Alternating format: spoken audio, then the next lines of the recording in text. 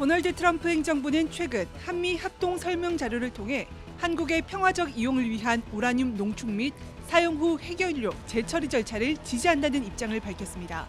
한미 정상회담 주요 성과로 꼽히는 한국의 핵 추진 잠수함 건조를 승인한다는 내용도 담겼습니다.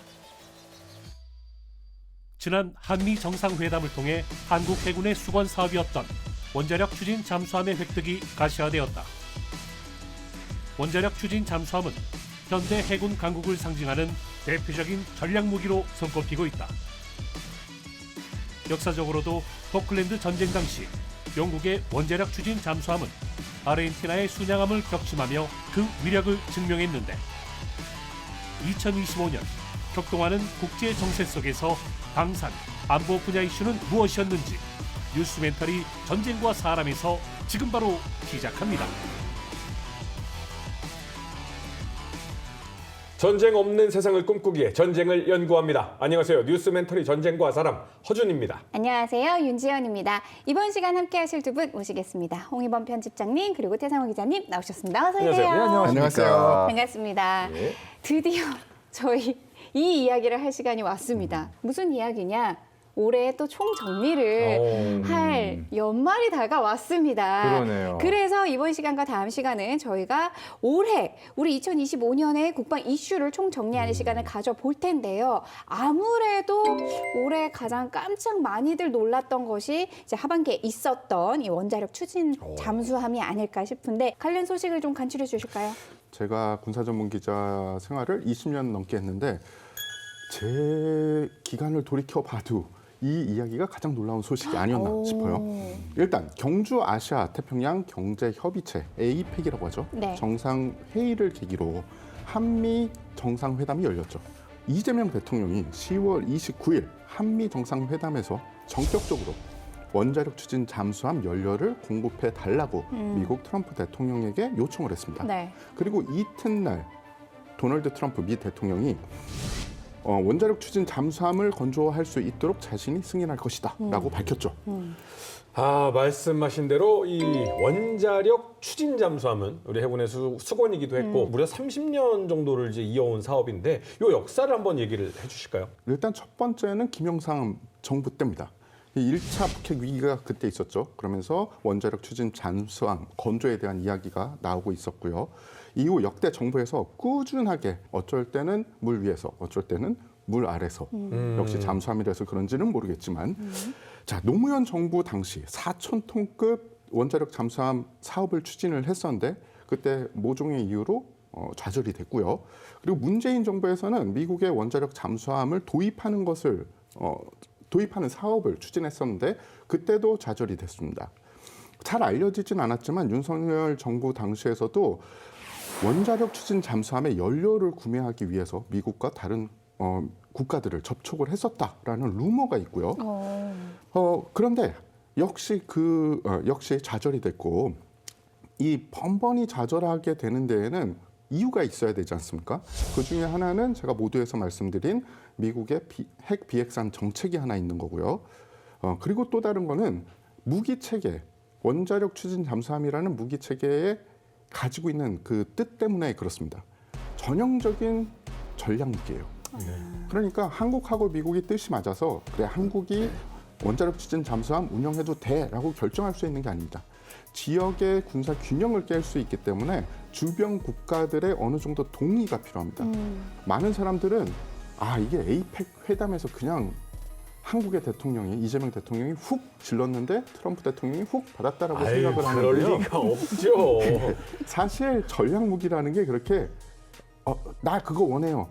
야 하시오라고 얘기를 못하고 어느 정도 충분한 교감과 그리고 주변 국가 뭐 일본이나 중국에 사전에 어느 정도 교감이 있었을 것이다라는 이야기가 많습니다. 이미 실무진들이 외교부터 시작해서 다 모든 게 정리되고 주변 국가도 얘기하고 이제 가서 얘기하시면 됩니다.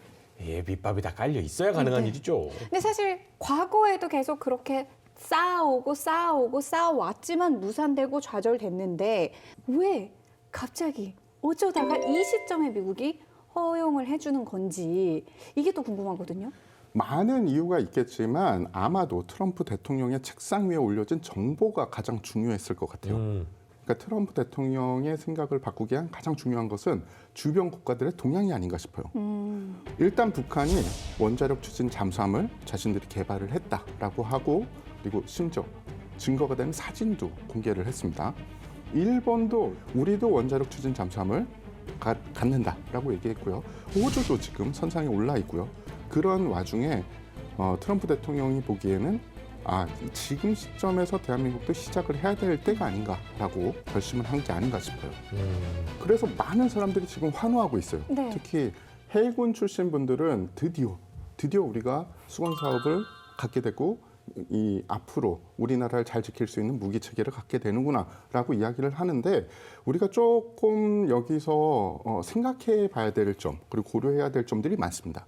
일단은 기술적인 측면인데 사실 비닉 사업으로 그동안 30년 동안 만들지는 않았지만 원자력 잠수함에 대해서 연구는 일정 하고 있었을 거라고 생각을 해요.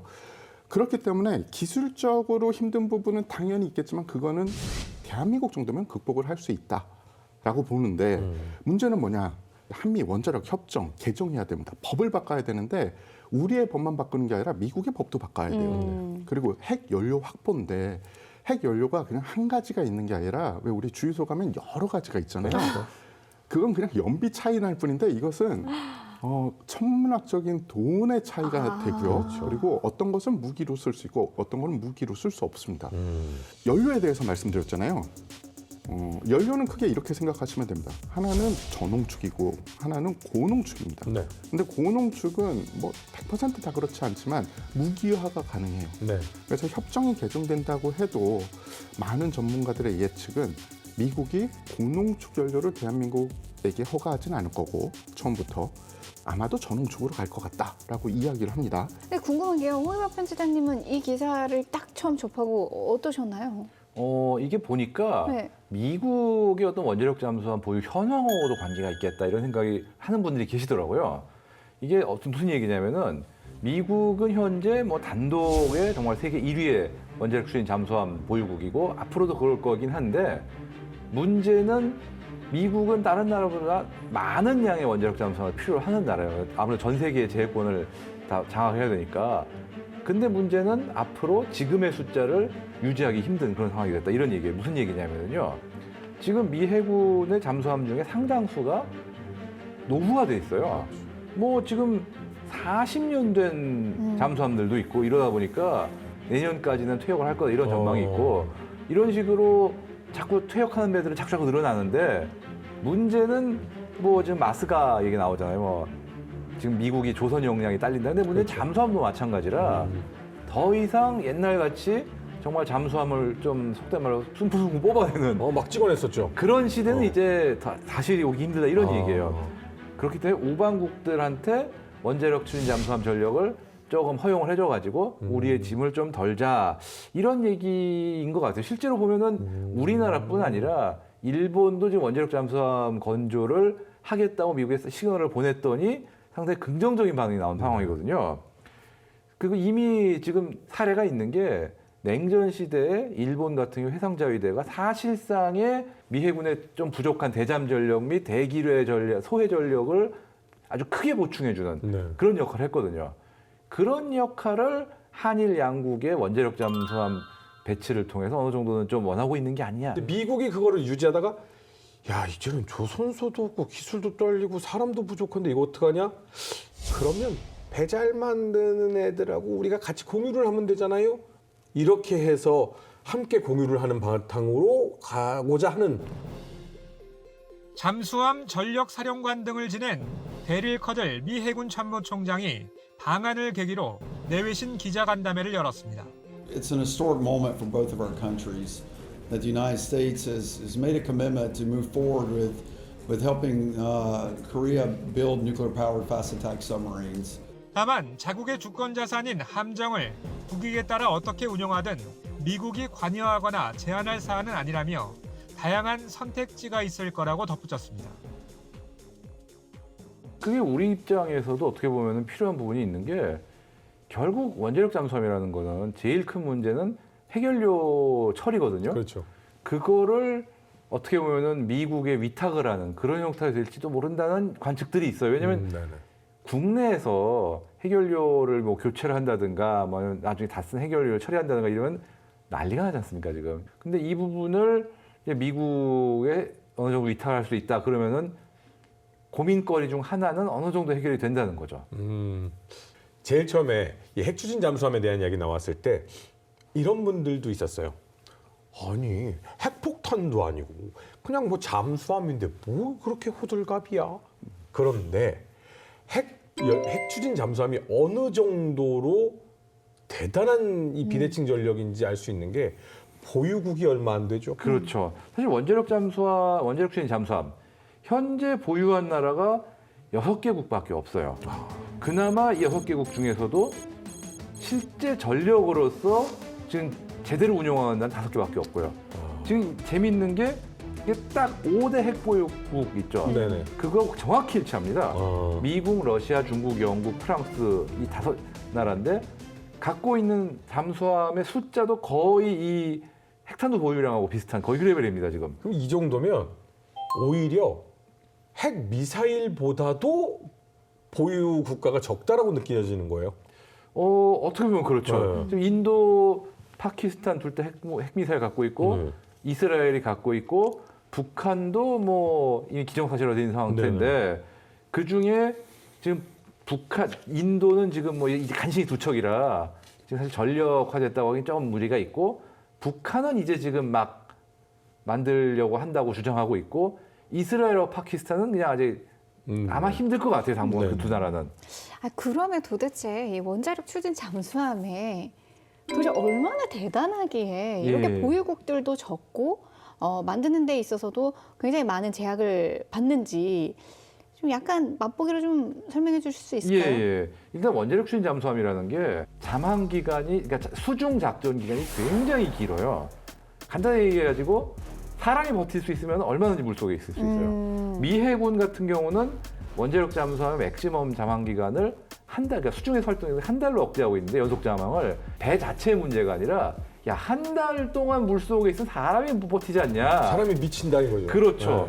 네. 이게 특히나 원자력 잠수함 같은 전력 발생량이 높고 이러다 보니까 어떤 물속에서 뭐 산소를 뭐 이산화탄소와 산소 교환한다든지 이런 것도 훨씬 원활하게 할 수 있고 물 같은 경우도 심지어 해수 담수화 장치 돌려가지고 조달할 수 있고 이런 식이다 보니까 식량만 쌓아놓고 있으면은 정말 거의 무한정으로 활동이 가능한 그런. 이게 오래 버틴다가 그러면 왜 좋으냐? 이거 설명해 주시죠. 오래 있을 수 있으면 뭐가 그렇죠. 좋은 거죠? 일단 물론 오래 있으면은 네. 당연히 그만큼 적이 찾기 힘들고 정말 찾기 힘들다는 게 제일 크지만 사실 네. 오래 있는다 그 자체보다 중요한 거는 오랫동안 빨리 멀리 간다. 그게 제일 중요해요. 왜냐면 사실 오래 버티는 거 자체로 하면은 재래식 추진 잠수함을 크게 만들어가지고 한 달 버티게 하면 되지 않냐 이렇게 하지만 문제는 재래식 추진 잠수함은 이런 표현이 있어요.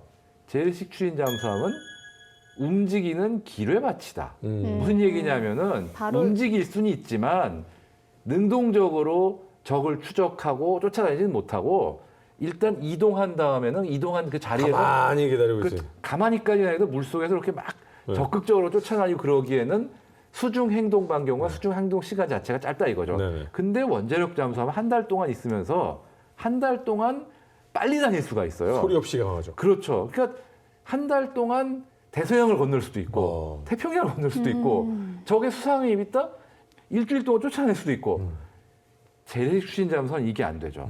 그러다 보니까 무서운 게 특히 여기에 SLBM 즉 잠수함 탑재 탄도미사일이 탑재된 경우 이 경우가 제일 무섭습니다. 왜냐하면 이 적국의 핵무기로 보복할 수 있는 능력을 갖추고 있는데 언제 어디서 나타날지 모르면서 그러니까 언제 어디서 나타날지 모르는 게 제일 문제예요. 왜냐하면은 보통 지상에 있는 비행장이나 핵무기 뭐 저장시설 내지는 발사시설 이런 거는 선제 핵타격을 할 경우 상당 부분을 먼저 없앨 수가 있어요. 그렇죠. 하지만 물속에 있는 잠수함 이거 못 찾죠. 어서 찾아 선제 공격할 거예요. 그래서 왜 저희가 유전사 많이 보신 분들은 당연히 기억하시죠. 대한민국은 이 SLBM 기술을 가지고 있거든요. 맞아요. 그렇죠. 근데 거기에 핵 추진 잠수함이 생겼다? 이건 두 가지가 합쳐졌다는 거죠. 그러면 언제 어디서 나타날 줄 모르는 미사일 기지가 대한민국은 이제 보유된다. 그러면 전 세계 그 어떤 국가도 함부로 대한민국을 선제 타격할 수 없다. 왜? 언제 어디서 어느 바다에서 갑자기 대한민국의 핵추진 잠수함에서 SLBM이 발사돼서 그 국가를 공격할 수 있으니까. 실제로 이 SLBM 탑재, 그러니까 전략원잠이라고 합니다. 이 전략원잠의 중요성이 얼마나 중요하냐? 이걸 상징적으로 보여주는 게 있어요. 네. 소련 망했죠. 네.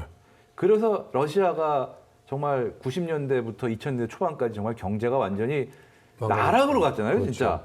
그 나락으로 간 러시아조차 돈이 없어도 이 전략원잠 전력만큼은 필사적으로 어떻게든 유지를 했어요. 없애지 못하고. 그리고 영국, 프랑스 돈 없다고 정말 국방비 없다고 징징징징 대면서 국방비 어떻게든 안 내죠. 최근까지 정말 우크라이나 전쟁 나고서 이제 쩔찍쩔찍 올린다고 이러고 있죠. 이 나라들도 전략원잠 전력만큼은 냉전 끝나고 나서도 어떻게든 유지했습니다. 그러니까 이게 단순한 무기 체계로서가 아니라 이 국가들이 그래도 우린 강대국이다라는 거를 보여주는 어떤 최후의 마지노선 같은 그렇죠, 느낌이 있는 그렇죠. 거예요, 진짜. 그래서 왜 제가 이번에 영화를 보면서도 정말 재밌게 봤는데 이걸 중심으로 다룬 영화가 정말 많잖아요. 그래서 함장님들이 우리의 임무는 적 전략 원잠이 어디에 돌아다니고 있는지를 놓치지 않는 것이다. 놓치는 순간 그게 어디로 나타날지 모르는 큰일 날 무기가 되니까 1년 365일 저것만 쫓아다니는 게 이 임무일 정도로. 그리고 그걸 주제로 한 영화가 정말 많잖아요. 그렇죠. 참고로 지금 장보고 3급 그 지금 도상 안창호함 20일 정도 얘기를 합니다. 연속장함, 자방함. 근데 문제는 20일도 속도라든가 이런 거에 제약이 있는 상황에서 얘기하는 거지. 네. 원자력 잠수함 같이 풀로 땡겨도 걱정 없는 이런 게 아닌 거죠. 네네. 그리고 이건 약간 다른 관점인데 원자력 잠수함이 되면은 잠수함 승조원들의 복지에도 상대적으로 유리합니다. 왜냐 커지거든요, 배가 어쩔 수 없이. 아, 네. 그리고 여유 공간이 많이 생겨요. 그러면은 뭐 헬스 기구를 넣는다든가, 뭐 하다못해 커피 머신을 넣는다든가 한마디로 여유가 좀 생겨요. 실제로 이 도산 안창호급 같은 경우 진수하고 나서 여군 그 선실이 따로 마련이 됐어요. 무슨 얘기냐면 함에 크게 여유가 생기니까 그만큼 어떤 그 여군 탑승도 가능해지고 이런 건데 그런 어떤 복지 개선이 더 될 수 있다 이런 거 있는 거죠. 그러니까 미션 앞으로- 임파서블에서도 보면 원자력 잠수함 보면 러닝머신 뜁니다. 그렇죠. 또 있다. 전기가 많이 생기니까 사실 기존의 재래식 잠수함 같은 경우 특히나 그 뭐 장보급 같은 경우 뭐 좀 작은 것들 이런 경우는 전력 발생량부터도 이 한계가 있다 보니까 경유를 떼서 돌려야 되니까. 그리고 배터리가 용량이 적으니까 아. 이게 참 전기 사용이 조금 제약이 있었고 네네. 물론 아마 안창호급이나 이 특히나 장영신호 같은 경우는 리튬 배터리를 쓰기 때문에 많이 여유가 있겠지만 원자력 발전 그러니까 원잠은 안에 원자력 발전소가 들어있는 거니까 그렇죠, 차원이 그렇죠. 다르죠, 진짜 전기가 쓸 수 있는 게. 경유를 떼서 배터리를 충전한 다음 이 배터리로 추진을 해서 가기 때문에 그렇죠. 이 배터리가 떨어지면 다시 경유를 떼야 되니까 그렇죠. 막 뭔가를 활동하면서 돌아다닐 수가 없는 거죠. 뭐 그거를 극복한다고 AIP 뭐 그러니까 무산소 추진 체계가 연료 전지로 들어있지만 그래도 한계가 있죠. 아 근데 그럼 이렇게 대단한 원자력 추진 잠수함이 실제로 좀 활약한 실전이 있나요? 있습니다. 예. 아마도 기록에 남아있지 않은 실전도 있을 수도 있겠지만 그런데 기록에 남아있는 확고한 실전은 딱 한 건 있어요. 다행이죠, 어떻게 보면. 원자력 잠수함이 너무 실전을 많이 하면 아마 그거는 세계가 여러 지구가 번 위태롭다는 거죠. 그렇죠, 세계가 그렇죠. 여러 번 멸망했을 수도 있습니다. 아르헨티나와 영국 간의 전쟁이었습니다. 이미 우리 전쟁과 사람에서 있었죠. 잘 알았죠. 네. 네. 1982년 아르헨티나가 군대를 동원해서 당시 영국령이었던 사우스 조지아 섬을 점령하고 포클랜드를 점령을 하죠. 오늘의 주인공이 누구냐? 당시 영국이 총 5척의 원자력 잠수함을 전쟁에 동원을 했는데 3척의 처칠급 원자력 잠수함 중에 한 척이에요. 이름이 바로 컨커러함이라고 합니다. 참고로 컨커러함은 4,999톤. 그때 당시를 기준으로 보면 약간 대형함이었고 5,000톤 채우면 세금이 늘어납니까? 왜 4,999톤에 맞춘 거예요? 이게 조금 의미가 없는 게 4,999톤이라고 얘기하지만 수중하고 수상이랑 톤수 자체가 바뀌어요. 아, 그렇죠. 네, 그렇기 때문에 이 톤수는 그냥 기록마다 약간씩 차이가 있다. 얼추 5천. 예. 네. 그러니까 그럴 거면 그냥 5톤이라고. 5,000톤급이라고 하지. 4,999톤급이라고. 그럼 전쟁과 사람에서 5,000톤으로. 예, 5,000톤 크기고요. 애누리 더 얹어드립니다. 알겠습니다. 예, 육문의 대형 어뢰 발사관을 통해서 마크 8 모드 4 어뢰와 타이거 PC 어뢰 그리고 하프 미사일을 운영할 수 있는 함이었고 속도 자체가 수중 속도가 28노트였어요. 당시 컨커러 함이 처음에 받은 명령은 아르헨티나가 그때 당시에 비엔테 싱코 데 마요라는 항공모함을 보유하고 있었는데 그 함이 작전 구역으로 들어오면 감시하고 필요시에 격침하라라는 임무를 먼저 선부여받고 해상 통제 임무를 수행을 하고 있었는데 컨커러함에 걸려든 게 자신이 맡고 있었던 항공모함이 아니라 순양함이었습니다. 순양함 벨그라노라는 함이었네요. 13,000톤급. 당시에 이 순양함을 계속 추적하고 공격 준비를 하고 있다가 영국 정부한테 공격 명령을 하다를 받고 마크 8 직주 어뢰를 3발을 발사를 합니다. 직선으로 쭉 나가는 3발을 쐈는데 2발은 벨그라노에 맞아서 벨그라노 호가 격침이 되고 다른 한 발은 그 근처에 있던 아르헨티나 다른 함정을 맞았는데 그다지 큰 피해를 주지 않습니다. 그 사건이 세계 최초로 원자력 추진 잠수함이 실전에서 적함을 격침시킨 그런 내용이에요. 이렇게 맞으면 아르헨티나는 이제 해군은 꼼짝 말아가 되죠. 사실 이게 굉장히 중요한 게 애당초 아르헨티나 해군이 이 원자력 잠수함 때문에 이미 이 직전에 발이 묶인 거나 마찬가지인 게 네. 사실 영국 해군이 가장 긴장한 것 중에 항공모함이 그 해역으로 오는 거였거든요. 그렇죠. 그런데 이 원자력 잠수함들이 왔다 갔다 하는 걸 아니까 결국은 아르헨티나 영해를 거의 못 벗어나요. 항공모함은. 그러니까 이미 항공모함의 발을 시작부터 묶어놓는데 성공한 건 마찬가지죠. 그리고 이게 원자력 얼핏 보면은 잠수함이 배 잡았네? 뭐 맨날 있던 거 아니라고 할 수 있지만 이게 굉장히 원자력 추진 잠수함의 중요성을 보여주는 이런 사례입니다. 사실 재래식 추진 잠수함 같은 경우는 수중 속도의 제약도 있고 또 잠항 기간 시간의 문제도 있기 때문에 적 해군의 수상함대를 며칠 동안 적극적으로 추적하기가 힘들어요. 그렇죠. 2차 대전 때 유보트들이 뭐 연합국 호송함대를 추적하면서 사냥했다고 하지만 일단 물 위에 떠다녔어요. 그때 유보트들은 거의. 그리고 이 호송함대는 느린 화물선 상선들이 많았죠. 그렇죠. 그 네네. 속도에 맞추다 보니까 쫓아간 거지. 군함들만 있는 이런 함대 같은 경우는 추적이 힘듭니다. 원래는. 약간 그 군함들의 느낌은 그거죠. 그 도로에 달리는 그 오토바이나 자동차를 보고 쫓아가는 강아지의 느낌이죠. 그렇죠. 쫓아가려고 하면 이미 가버리는 그런 느낌으로 항상 잠수함은 더 느렸었는데 이때 잠수함이 벌써 23노트면 엄청나게 빨라졌네요. 그렇죠. 이게 또 중요한 게 속도가 빠르다 보니까 이게 물속으로 주로 움직이다 보니까 네. 날씨 영향도 안 받고 그렇기 때문에 출항을 4월 4일 한 배들이 일주일 만에 작전 해역에 도달을 했어요. 그러니까 이게 우리나라에서 남극에 가는 거에 가까운 그 거리인데 어마어마한 거리인데 그걸 일주일 만에 밟고 간 거예요. 대단한 거죠. 그리고 이 배들이 계속 머물러 있다가 5월 1일에 이 아르헨티나 순양함전대, 순양함 헤네랄 벨그라노하고 구축함 세 척이죠. 이걸 포착을 합니다. 네. 그래가지고 5월 2일에 격침 명령을 받아요.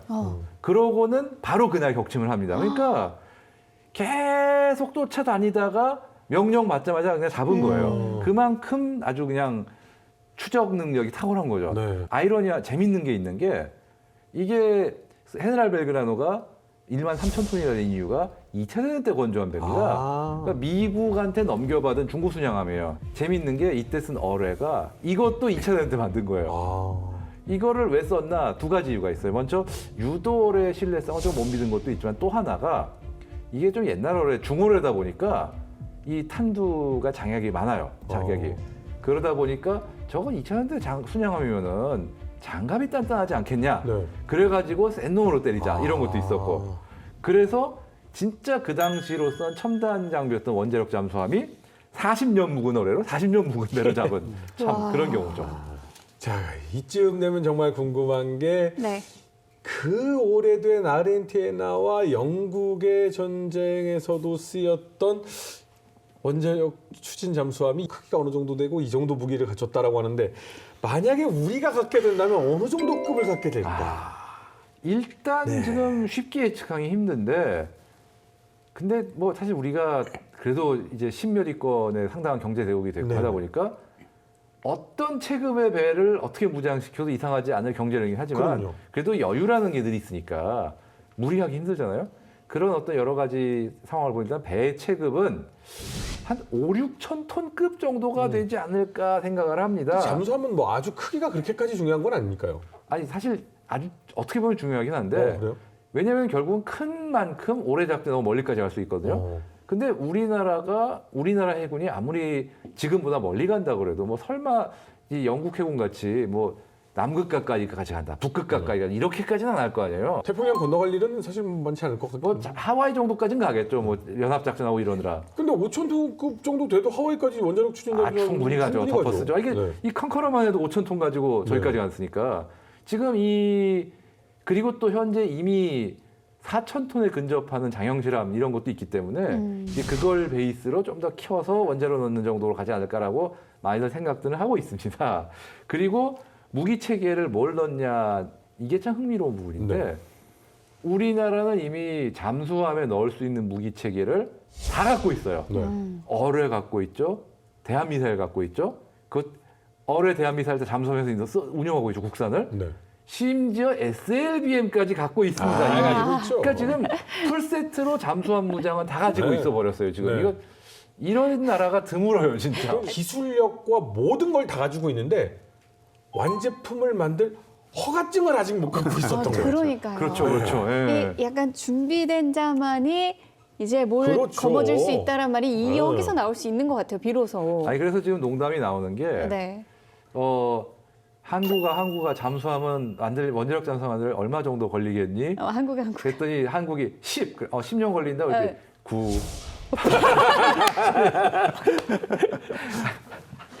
편집장님 지금껏 했던 개그 중에 제일 네. 재밌었어요, 정말. 난 편집장님이 어. 재미있는 말을 할 줄 아는 분이라는 걸 오늘 느꼈어요. 그러니까. 제가 오늘 의도치 않게 약간씩 찬물을 끼얹는 그런 역할을 하게 될 것 아니요. 같은데 중요해요. 냉정해질 때 냉정해져야 네. 됩니다. 말씀하신 대로 어뢰기대, 순항미사일, SLBM까지 다 가지고 있는데 만약에 해외에서 건조가 되면 우리 정보를 다 줘야 돼요.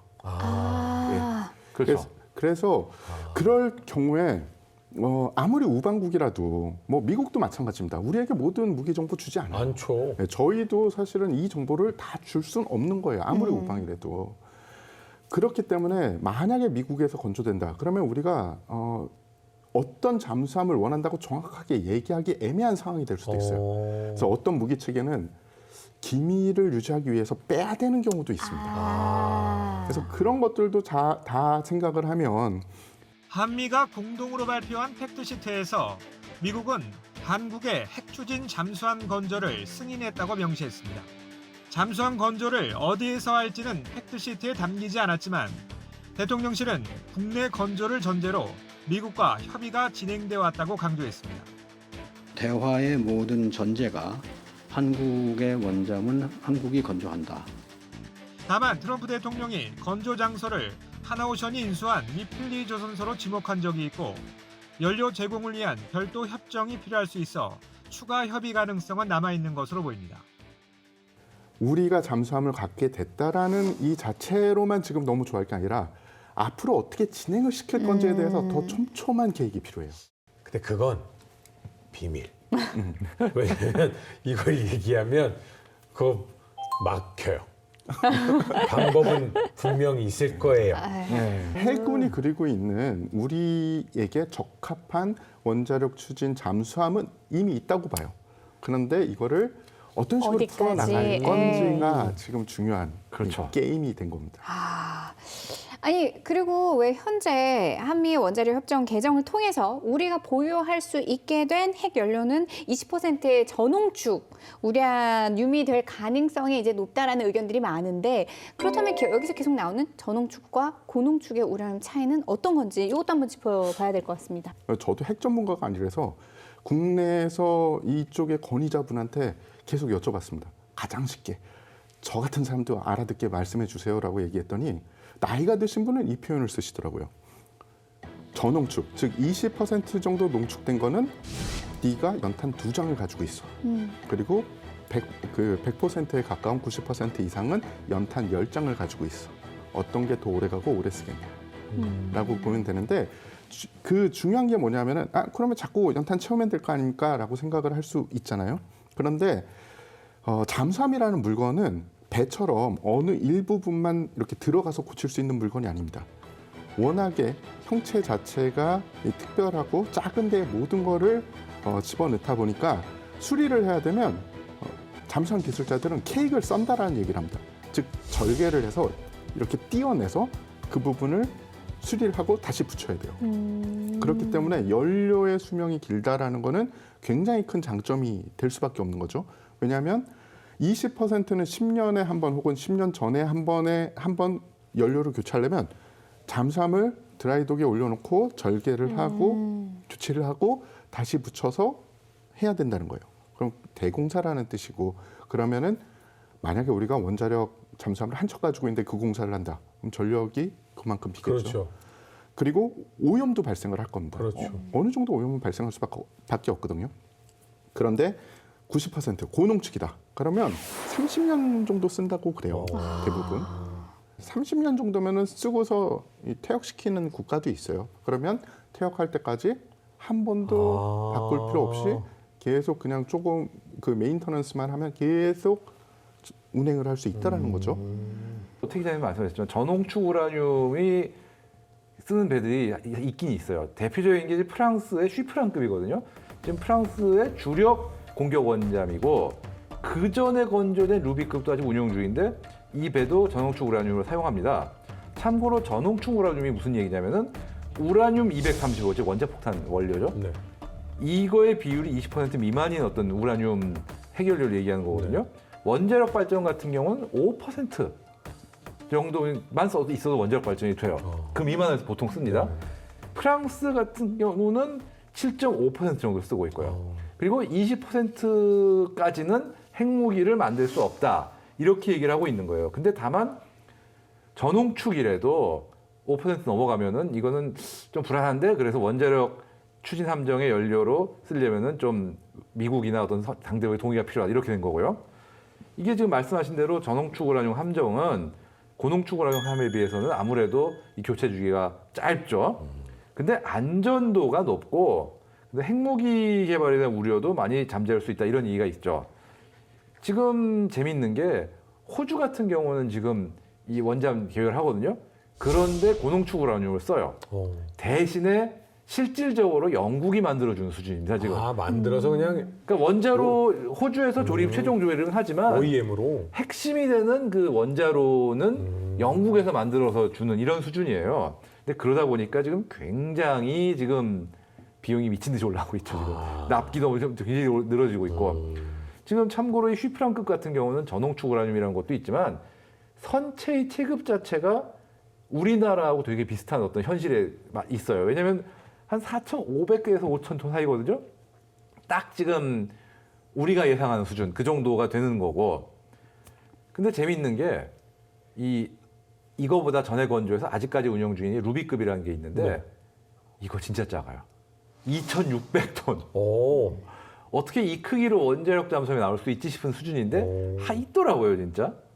그렇기 때문에 과거에 우리가 원자력 잠수함을 개발한다 그러면은 프랑스하고 손잡고 하지 않겠냐라는 얘기가 있어요. 왜냐면 우리가 추구하는 거하고 사이즈도 비슷하거니와 대표적인 핵국가고 그렇기 때문에 이 프랑스하고 협력하면 핵연료 공급부터 시작해서 사이클을 다 완성할 수 있지 않냐, 이런 얘기가 있었지만, 문제는 프랑스는 돈만 주면 오케이 하겠지만 미국이 허락 안 하면 아무것도 못 하죠. 그렇죠. 예. 프랑스야 뭐 어느 국가이건 돈 주면 많이 그렇죠. 예. 에이, 뭐 농담입니다. 뭐 비용은 뭐 조단위로 척당 조단위 들어갈 건 맞고 뭐 1조 척당 1조면 엄청 싸게 먹히는 거라고 보고 2조 넘지 않을까 싶어요. 근데 이건 아무도 모르는 거고. 네. 그리고 기간 뭐 아까 뭐 19, 87 했지만 사실 10년은 잡아야 되지 않을까. 왜냐하면 이게 원자로 같은 경우는 일단 만들어 놓으면은 지상에서 시험을 몇 년을 해야 되고, 그러고 이제 이게 안전하다고 검증이 된 다음에 또 잠수함에 넣고 몇 년 돌려야 되고 이런 식이다 보니까 만드는 시간은 빠른데 이제 실험하는 시간이 긴 거죠. 그러니까 선체는 괜찮은데 원자로가 문제인 거죠. 그러다 보니까 이런 얘기도 있어요. 차라리 버지니아급 공격 원잠을 미국에서 만들어서 우리가 사온다든가 지금 호주와 영국과 미국이 합작으로 하는 소위 말하는 SSN 오커스 이거를 우리가 참가해서 하자 이런 얘기도 있는데 이게 또 쉽지가 않아요. 왜요? 왜냐? 일단 버지니아급 원잠은 10,000톤 단위이기 때문에 우리가 쓰기엔 너무 좀 버겁다는 얘기도 있고 결정적으로 지금 미 해군도 원자력 잠수함 계속 납품받아야죠. 미국이 우리 것까지 만들어서 우리가 원하는 타이밍에 줄 납기를 맞출 수 있냐 이게 문제인 거예요. 왜냐하면 걔네 어떤 조선 능력뿐이 아니라 원자로 및 각종 주요 구성품 건설 능력 이것도 감안해야 되는데 주문 들어온다고 갑자기 라인 새로 깔고 이러게 마음대로 되는 그게 아니거든요. 아니죠. 그러다 보니까 이게 뭐 그런 식으로 우리가 사고 싶다고 딱딱 제때 돈 주고 살 수 있는 것도 아니고 또 비용은 어떡할 거냐 등등 넘어야 될 산이 많습니다. 미국 정부에서 어떤 발표를 얼마 전에 했냐 하면은 한화 오션에서 필리 조선소에 상당한 금액을 투자하기로 했다라는 게 발표가 됐어요. 그러니까 이게 그냥 트럼프 대통령이 가끔 가다가 지르는 말을 많이 하는데 이거는 사전에 계획된 지름이다라고 저는 개인적으로 생각이 되고요. 지금 많은 사람들이 원자력 추진 잠수함 과연 한국 해군의 실정에 맞느냐라는 이야기가 오고 가고 있어요. 근데 저는 하나 조금 안타까운 거는 안보의 상황을 자꾸 정치적인 척도로 자꾸 재단하는 분들이 있어요. 그래서 만약에 이게 정치적인 거라고 생각을 하면 김영삼 정부 이후 거의 매 정권마다 비닉 사업으로 추진할 필요가 없었겠죠. 논란은 있지만 그 논란이 어떤 잠수함이 나올 건지에 대해서 모르는 상태에서 논란이 진행되고 있는 것도 살짝 재미있지만 일단 우리가 이 사업이 필요하다라는 소결론을 내린 이후에 조금 우리가 생각해 볼 점에 대해서 말씀을 드리자면 단군 이래 최대의 사업비가 들어갈 것이다라는 예측이 있거든요. 아까 홍 편집장님께서 말씀하신 것처럼 미 해군이 운영하는 버지니아급 정도의 잠수함을 미국에서 만들어서 건조를 한다고 하면 이 금액이 약 40억 달러 정도 돼요. 그러면은 하나로 한 6조 정도에 해당한다고 볼 수 있습니다. 2025년 기준으로 우리 국방 예산이 61조 5천억 정도예요. 그중에서 최신 무기를 도입하는 비용이 있어요. 그게 방위력 개선비예요. 2025년에 총 방위력 개선비가 19조 원입니다. 그러니까 아까 6조 원이라고 했잖아요. 네. 이게 어마어마한 돈이고 단순 계산으로 19조 원을 6해공 해병대가 신무기를 19조 원을 가지고 6해공 해병대가 나눠서. 사이좋게 신무기를 가져와야 되는데 그러면 한 해에 이 신무기를 살 수 있는 예산을 해군은 다 쏟아 부어야 된다는 거죠. 물론 바보같이 그렇게 하는 군대는 없어요. 그런데 그냥 말씀을 드리자면 그 정도의 사업비를 투자하기 때문에 우리가 잘 계획을 하고 앞으로의 이 로드맵을 정해야 된다는 거고요. 또 하나는 운영 인력의 문제입니다. 미국 같은 경우에는 원자력 잠수함을 정말 오랜 시간 동안 운영을 했죠. 짧게 잡아도 50년대부터 시작해서 지금까지니까 70년이 넘은 거예요. 훌쩍 넘은 거죠. 그러니까 당연히 관련 교육 기관도 있고 또 미국은 원자력 공학이라는 것이 잘 발전되어 있는 나라입니다. 그러니까 저변이 높죠. 원자력 잠수함에서 특히 기관 쪽에서 일을 하는 장교들은 대부분 원자력 공학과 출신을 학위자들을 받고요. 그리고 일반 승조원들 중에 기관에 일을 해야 되는 사람들, 그곳에서 근무해야 되는 사람들은 관련 교육기관이 있어요, 미 해군에. 그래서 2년 정도 교육을 받아야 됩니다. 그런데 우리는 그런 교육이 전무해요. 우리가 원자력 잠수함을 가지고 왔다고 바로 운영할 수 있는 게 아니라 그 운영하는 기간이 5년이 걸리든 10년이 걸리든 우리는 지금부터 인원들을 육성을 하고 양성을 해야 돼요. 특히 지금 디젤 잠수함, 재래식 잠수함에서 있는 그 훌륭한 인원들도 외부로 빠져나가지 않게 그 인원들도 다 잘 잡아놓고 우리가 처음 잠수함을 전력화시켰을 때 독일로 유학 보낸 것처럼 미국이나 아니면 선진 이 원자력 추진 잠수함을 운영하는 국가에 유학을 보내야 됩니다. 지금부터. 안 그러면 늦게 되는 거예요. 다음 이야기. 아덱스 2025 전시회 기간 독일의 총기 제조업체 HK사와 MOU를 맺은 국내 방산업체 이야기부터 K2 전차, FA-50, 천궁2 지대공 미사일이 수출 실적을 달성할 수 있던 이유, 여전히 끝나지 않는 러시아와 우크라이나 전쟁의 현재 전황과 미국의 핵실험 재개 소식까지 허준, 윤지연, 홍희범, 태상호와 함께 정리하는 2025 국내 방산 국방 이슈 총정리 2부 많은 시청 바랍니다.